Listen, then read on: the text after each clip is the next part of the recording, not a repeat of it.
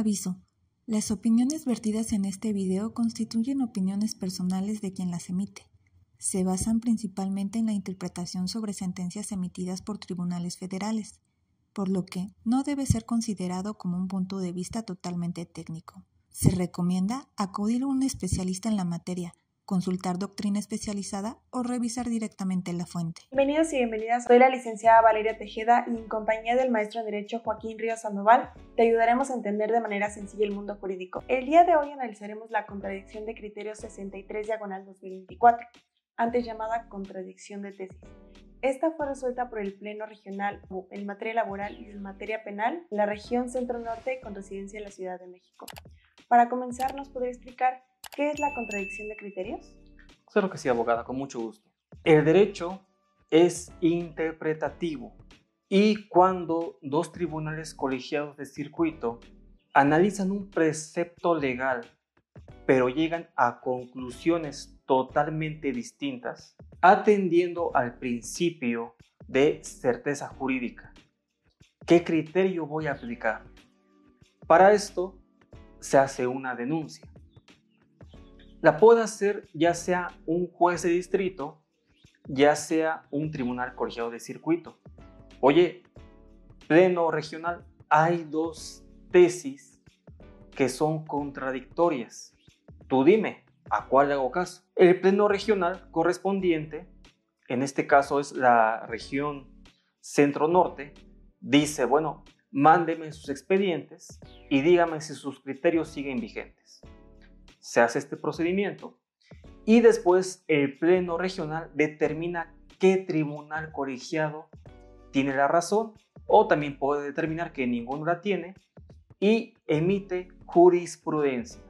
Esto es, la sentencia que emita el Pleno Regional tiene el carácter de jurisprudencia por contradicción de criterios y obviamente es obligatoria y vinculante para todos los demás tribunales colegiados y jueces de cada entidad federativa, pero no es vinculante para la Suprema Corte de Justicia de la Nación. Gracias por la explicación, maestro. En el presente caso se da la contradicción entre dos sentencias de amparo.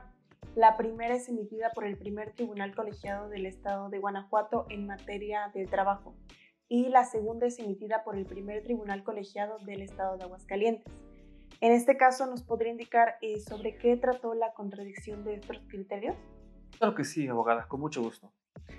El artículo 48, junto con el 48 bis, ambos de la Ley Federal de Trabajo, establecen que se puede aplicar una multa a las partes cuando éstas no actúen con probidad.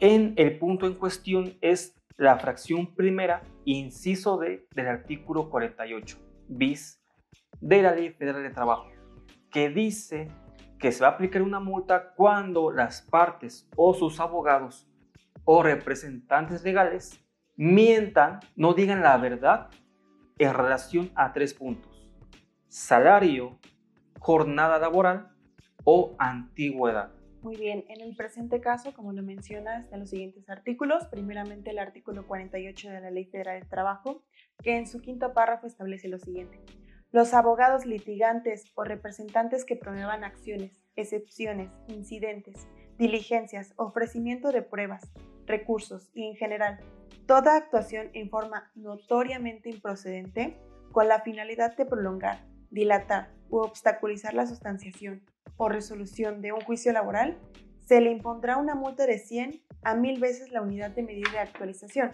Si tomamos en cuenta las cantidades actuales, esto corresponde de 10,857 pesos a 108,570. En los casos reales, regularmente las multas serán de 20,000 a 60,000 pesos. Entonces, considerando esto, pues son cantidades bastante fuertes. Ahora bien, el otro artículo que se menciona es el artículo 48 bis, inciso D, fracción primera, igual de la Ley Federal del Trabajo, en el cual se establece que para efectos del artículo 48 de esta ley, es decir, al que le di lectura anteriormente, de manera enunciativa se considerarán actuaciones notoriamente improcedentes las siguientes. La fracción 1 menciona, esto tratándose de las partes, abogados, litigantes, representantes o testigos. Se refiere a la presentación de hechos notoriamente falsos en el juicio laboral por cualquiera de sus partes o de sus representantes sobre el salario, la jornada de trabajo o la antigüedad de la relación de trabajo. Vamos con el primer criterio, que en este caso es emitido por un tribunal colegiado del estado de Guanajuato. ¿Qué fue lo que dijo el tribunal colegiado? Primero, como antecedente, el abogado mintió en un proceso laboral, ya sea que haya mentido por el salario, la antigüedad o la jornada laboral. A raíz de esta mentira, el juzgador aplicó una multa y esta multa fue impugnada vía amparo directo. Pero en este caso concreto, el tribunal colegiado eliminó la multa. ¿Por qué razones? Primero, concluyó que no se puede desvincular el artículo 48 del 48 bis. Es decir, no basta con que tú hayas mentido, sino que aparte tienes que demostrar que el hecho de haber mentido entorpeció, dilató u obstaculizó el juicio laboral. Consideró que la norma jurídica tiene dos elementos, uno objetivo o material y otro subjetivo o finalístico. El objetivo o material es aquello que es palpable, que se puede visualizar a través de los sentidos. En este caso, si se observa que el abogado manifestó que ganaba más o tenía más antigüedad o hizo horas extras y de pruebas se advierte que no es cierto, por ese solo hecho no es suficiente para que se multe, sino que aparte se debe de demostrar por parte del juez que esa conducta se realizó con el fin de retardar el procedimiento. Entonces, por esta razón, eliminó la multa. Para llegar a esta conclusión se analizó lo que establece el Centro de Investigaciones y Docencia Económicas, es decir, el CIDE, respecto a los llamados diálogos de justicia cotidiana. ¿Qué se menciona aquí? Entre los aspectos más importantes se menciona que si las partes mienten se deben de castigar, es decir, si mienten en los hechos y se conducen con falsedad, esto se tiene que castigar. También, asimismo, se destacó un principio importante en el nuevo sistema laboral, que es el principio de veracidad. Este se analizó conforme a dos vertientes. La primera es que el juzgador vea la verdad real sobre la verdad aparente formal. Esto con un ejemplo lo podría explicar. En el caso de que una mujer embarazada demande laboralmente porque la despidieron y el patrón exhiba una hoja donde viene su renuncia, pues realmente si lo vemos de manera formal, pues es lo que está sucediendo. La mujer, de acuerdo al documento que se muestra, pues renunció. Pero si nos vamos a la realidad, piensen, si una mujer está embarazada, ¿realmente renunciaría y se quitaría este derecho de tener una atención médica en el IMSS? Entonces, eso es a lo que se refiere, en ver realmente los hechos y analizarlos conforme a la realidad. La mujer pues obviamente no iba a tomar esta decisión tomando en cuenta en su estado en que se encuentra. Por otro lado, la otra vertiente que se menciona en este principio es que las partes se deben de conducir con verdad, es decir, que no exista una falsedad en los hechos que manifiestan. También, en cuanto al artículo 48 bis, se mencionan estas conductas. Esto se vincula con el principio de veracidad, pero a pesar de que existe esta vinculación, pues son hipótesis completamente distintas, ya que una castiga el entorpecer el juicio y la otra castiga el no conducirse con la verdad. Para poner ejemplo de esto, si vinculamos ambos preceptos, podemos estar hablando, por ejemplo, si un patrón llega a alterar un documento, una hoja en blanco firmado para que sea la renuncia del trabajador, pues estos hechos ocurrieron mucho antes del juicio. Entonces, realmente no podríamos estar hablando de que esto entorpece el procedimiento, sino tal vez falta de que se conozca la verdad, pero esto realmente no va en los hechos que ocurren en el juicio, sino que ocurrió anteriormente. Como lo mencioné, si vinculamos estos dos preceptos del artículo 48 y el 48 bis, se establecen estas conductas como lo es ofrecer sobornos a servidores públicos, alterar documentos, falsedad de hechos. Pero si lo analizamos, ¿esto realmente entorpece el juicio? Si acaso podría ser una falta de ética o de conducirse con la verdad, pero si lo pensamos, esto no tiene nada que ver con querer obstaculizar el proceso. Incluso cuando se dan este tipo de conductas, lo que se busca es a veces agilizar el proceso. Por ejemplo, se ofrecen sobornos a servidores públicos, lo que se busca es esto, agilizar y por lo tanto no recaería en esta conducta de poder obstaculizar o entorpecer el juicio. ¿Usted qué opina sobre lo que mencionó el tribunal, maestro? El tema es muy complicado. La verdad, yo me voy más por la consideración del segundo tribunal, en cuanto a que el solo hecho de que faltes a la verdad es motivo suficiente para que yo te multe. Sin embargo, no podemos dejar pasar un principio muy importante, el principio de taxatividad. ¿En qué consiste este principio de taxatividad? En materia penal, administrativa, en cuanto a las sanciones que se imponen, para que tú puedas imponer una sanción, como en este caso es una multa, debe estar forzosamente dos componentes. Número uno, ¿cuál es la conducta desplegada? La hipótesis jurídica. Y número dos, ¿cuáles son las consecuencias de esa conducta desplegada? Es decir, la multa.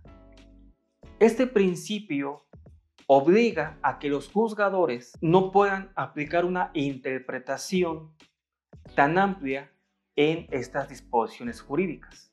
Es decir, la interpretación que deben aplicar es la gramatical, como lo hizo el primer tribunal colegiado del estado de Guanajuato. Y no podemos aplicar una interpretación teleológica, como lo dijo el tribunal colegiado. Entonces, en relación a este principio de taxatividad, desde mi punto de vista, pues sí tendría razón el primer tribunal colegiado de Guanajuato al establecer que no se puede desvincular una cuestión de otra. Así es, me parece que este es un elemento muy subjetivo, es decir, ¿cómo se acredita que la persona lo hizo con el ánimo de entorpecer o dilatar el juicio? Esa es la cuestión y el punto que debemos analizar. La interpretación que se da a estos preceptos legales del artículo 48 y 48 bis, pues si los vinculamos, se puede acreditar la falta de verdad por parte del abogado o en el caso del cliente, pero no se puede acreditar el hecho de que querían entorpecer el juicio. Es decir, ¿cómo acreditas que el ánimo que tenía es entorpecer o dilatar el juicio? Consideramos que, como lo mencioné en esas materias, la interpretación es tajante, pero en este caso pues se debe tomar en cuenta, como lo mencioné en el principio, de veracidad. En este pues el juzgador se debe de basar en los hechos que están ocurriendo, como en el caso de la mujer embarazada o en el caso de que se firme esta renuncia en esta hoja, la renuncia en blanco de la persona. También tomando en cuenta las conductas que existen actualmente de los abogados, no solamente en materia laboral, también en materia penal, en materia familiar. Estas conductas, en el caso de que pues se llegue a ocurrir una situación similar, si tomamos en cuenta los preceptos que se establecen, pues sería difícil acreditar esta conducta y se seguirían permitiendo que se existieran este tipo de situaciones entre los abogados. Y aquí viene el tema de la falta de probidad que tienen los abogados. ¿Usted qué opina sobre este tema? Sí, abogada, sí es un hecho lamentable por parte de los abogados, no solamente los que se dedican a la materia laboral, sino en general. Para contextualizarnos un poco, ¿por qué se castiga la mentira sobre la antigüedad, el salario o la jornada laboral? Hay que recordar que en materia laboral, por lo general, los abogados cobran a resultados. Y en un principio, antes de las reformas, cuando todavía estaban las juntas de conciliación y arbitraje, se establecía que durante todo el tiempo que durara el juicio laboral, se iban a pagar salarios caídos. Entonces, si el abogado cobraba por un porcentaje de la sentencia obtenida, al abogado le convenía más dilatar el procedimiento de forma innecesaria, incluso en perjuicio de su cliente. ¿Por qué? Unos pensarán, es que le conviene más al cliente que reciba más dinero, pero es que al cliente no se puede esperar 5 o 10 años en recibir la indemnización. Hay veces que te corren y pues necesitas la liquidez ya, porque tienes que atender temas básicos como alimentos, educación, escuelas o pago de facturas. Por eso mismo es más importante que los juicios se resuelvan rápido, pero muchas veces los abogados entorpecían. Aparte, en estos tres conceptos que son salario, jornada y antigüedad, hay un relevo de la carga de la prueba. Es decir, el patrón tenía que probar estos tres conceptos de tal forma que si no lo hacía, se presumía que lo que decía el trabajador era cierto. Entonces, por eso mentían mucho en estos temas. Lamentablemente, al día de hoy siguen mintiendo. Por eso está esta necesidad de multar no a los clientes, sino a los abogados. Ya sea al patrón por falsificar documentos y exponer renuncias cuando no se habían dado, o ya sea al trabajador para tratar de aumentar los montos indemnizatorios diciendo que el trabajador ganaba más de lo que gana, o trabajaba horas extras, o llevaba más tiempo del que en verdad llevaba.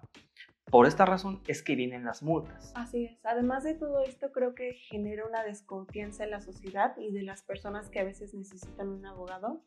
Por estas mismas conductas que se dan, pues lo piensan dos veces. Realmente el abogado que contraté es una persona que puedo confiar y realmente se va a conducir con la verdad. Este es un tema muy importante. La ética profesional de los abogados es esencial. Incluso en mi experiencia en la carrera, pusieron nuevos planes de estudio para focalizar el estudio de los abogados, pero tomando en cuenta todos estos valores y consideraciones éticas, porque es muy recurrente esto. A pesar de que el sistema laboral cambió y los procesos son más cortos, este tipo de conductas se va dando de manera más recurrente. Por lo tanto, es algo importante que debemos ver. Y, por ejemplo, en el caso de las multas, no sé si sea lo más adecuado, porque en el caso de que un abogado no actúe con la verdad o entorpezca el proceso, ¿y qué asegura que no vaya continuando realizando esto en otros casos? Entonces, es un tema muy importante que debemos de ver, y nosotros como abogados pues debemos actuar con responsabilidad, porque en este tipo de casos en materia laboral lo que las personas buscan es a partir de la renuncia o del despido, pues buscan una forma de asegurar en lo que encuentran su trabajo. Por lo tanto, pues buscan que sea rápido, y nosotros como abogados pues debemos ayudar a eso, debemos tomar en cuenta esta situación. Pero lamentablemente la realidad a veces no es así. Entonces vamos a analizar qué dijo el Pleno Regional, qué determinó, cuál de los dos tribunales colegiados tiene la razón. Para empezar, concluyó que no se pueden desvincular.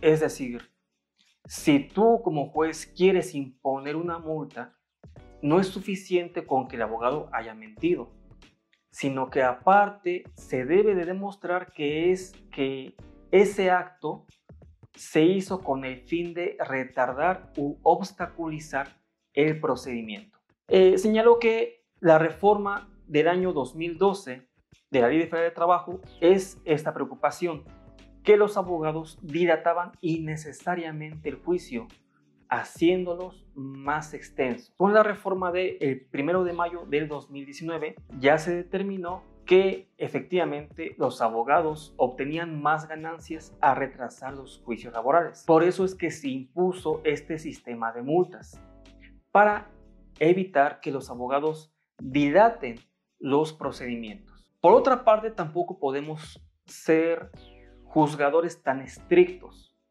Es decir, hay veces que tal vez el cliente tuvo la culpa y el cliente no nos dijo la verdad, y nosotros como abogados confiamos en la palabra del cliente, y ya cuando vemos las pruebas, pues vemos que el cliente nos mintió. O tal vez puede darse el caso que porque se nos vence el plazo, porque solamente son 2 meses para demandar, hagamos las cosas a las carreras y podamos poner sin querer algún dato erróneo. Pero también tenemos la otra vertiente, que es que el cliente te dijo toda la verdad y tú de mala fe distorsionas los hechos. ¿Con qué finalidad? Para obtener un beneficio económico indebido. Entonces, en esos casos sí se debe de aplicar la multa. Ahora, no significa que no se vaya a multar, sino que el juez, al momento de dictar sentencia y verificar lo manifestado por las partes con las pruebas, y si se observa que el abogado mintió, ya sea en el salario, en la antigüedad o en la jornada laboral, tenga aparte que hacer otro ejercicio argumentativo. Es decir, que explique en qué mintió el abogado ¿Y cómo fue que esto retardó el procedimiento? Por ejemplo, que diga el juez, tú dijiste estas mentiras y aparte ofreciste pruebas para que se desahogaran y eso obviamente dilató el procedimiento. Pruebas como inspección judicial o pruebas periciales. Ahora bien, desde mi punto de vista, la sentencia sí tiene un pequeño sesgo, un pequeño error. ¿Cuál es? ¿Qué pasa cuando el que miente soy yo, abogado del trabajador? En ese caso, el patrón, el demandado, tendría que ofrecer las pruebas para demostrar que lo que yo digo es mentira. Entonces, si por ejemplo mi contraparte ofrece una prueba pericial o la inspección judicial, obviamente esto dilata el procedimiento. Pero esas pruebas no las ofrecí yo, las ofreció mi contraparte. Entonces se podría inferir que también aplica la multa para el abogado. Desde mi punto de vista sí, porque si bien él no ofreció esas pruebas, sí tuvieron que desahogarse para llegar a la verdad de los hechos y sí se podría multar. Así es. A manera de conclusión y para que vayamos al punto legal de este episodio, pues hay 3 aspectos importantes que quiero destacar. En primer lugar, la conducta que tienen los abogados y los clientes. Como abogados, pues como lo vimos, se pueden dar estas multas que son, como les mencioné, en los casos reales de 20,000 a 60,000 pesos. Entonces, antes de conducirse con falsedad, pues deberían pensarlo 2 veces porque pues terminarían afectando al cliente y entorpeciendo el juicio y dilatándolo más. Debemos ser conscientes como abogados que, por ejemplo, si no tenemos conocimiento de un asunto, es mejor dejárselo a otro abogado y conducirse con la verdad y de forma ética. Ahora, por el lado de los clientes, pues también en algunas situaciones llegan a mentir. También es importante como recomendación que no lleguen a mentir en los hechos porque incluso esto puede llegar a afectar después en el proceso, con estas multas al abogado o incluso a alguna de las partes que se mencionen. El segundo punto que quiero destacar es la interpretación que se da a estos preceptos, la manera en que los juzgadores deben analizar los hechos. Como lo vimos en el principio de veracidad, deben juzgar conforme a lo que pasa en la realidad. Y el tercer punto que quiero destacar es el cambio que tal vez debería hacerse. Como lo menciona el abogado, existe un sesgo en esta parte, entonces pues es tarea de los legisladores ver que este punto se arregle porque se da una interpretación distinta, cada quien lo puede interpretar de una manera distinta, entonces es importante, a pesar de que existen cambios en el sistema laboral, pues aún hay muchas cosas que debemos mejorar. Muy bien, en este episodio analizamos la conducta de un abogado laboral. Pero este tipo de faltas no solamente aplican a esa materia, pueden aplicar en cualquier otra, porque la ética no se limita a la materia penal, laboral, civil, mercantil y fiscal. Es aplicable a todas las materias. Aquí vemos un ejemplo, pero no se queda ahí. Por ejemplo, en materia civil han habido casos en los cuales se hace un contrato de compra-venta entre el padre y el hijo. El abogado demanda el otorgamiento y firma de escrituras en contra del padre. Se desahogan todas las pruebas, toda la escuela procesal, pasan los autos al dictado de la sentencia. Y el juez ahí observa un punto muy importante. El demandado, el papá, tiene 130 años de edad. Esto es un hecho insólito. No digo que no pueda pasar, pero es algo raro. Entonces, ¿qué hace el juez? Paraliza el procedimiento y ordeno que se emitan oficios, entre ellos al registro civil, para que manifiesten si esa persona ya falleció o sigue viva. Asimismo, también se emiten oficios a diversas dependencias para que se verifique el estado en el que vive la persona. Porque al ser una persona adulta mayor, se entiende que puede estar en una situación de vulnerabilidad. Y por ello, los jueces deben de dar esa protección especial, incluso aunque las partes no lo hayan pedido. Entonces, el juez ordena estos oficios, llega el abogado y le dice de forma descarada al juez: señoría, échame la mano. La verdad sí está muerto, pero así, esto es lo más práctico. Entonces, todavía de que actúan de forma indebida, todavía tienen el descaro de pedir auxilio al juez. Ese tipo de conductas no se deben de permitir. Ahora, esta es una opción, aplicar las multas, pero no es la única opción. Desde mi punto de vista, y como siempre lo he sostenido, lo mejor es que nos colegiemos. Es decir, que detrás de nosotros nos respalde un colegio de abogados. Y, ¿por qué no?, darle facultades a los jueces. Este abogado está actuando de forma indebida. Le doy vista al colegio de abogados y el colegio de abogados a hablar con su agremiado y decirle, oye, esto no se debe de hacer. Yo te voy a sancionar e incluso te puedo separar de esta colegiación. ¿Con qué objetivo? Para que aquellos abogados que no estén colegiados no puedan litigar. Dirán muchos abogados, es que es un exceso que tú me obligues a que esté colegiado para que yo pueda trabajar, pero no es un exceso. Son los abogados que se conducen con falsedad, que son mentirosos, que son corruptos, los que no quieren que nos colegiemos, porque si lo hiciéramos, daríamos un mejor servicio jurídico a la gente que nos necesita.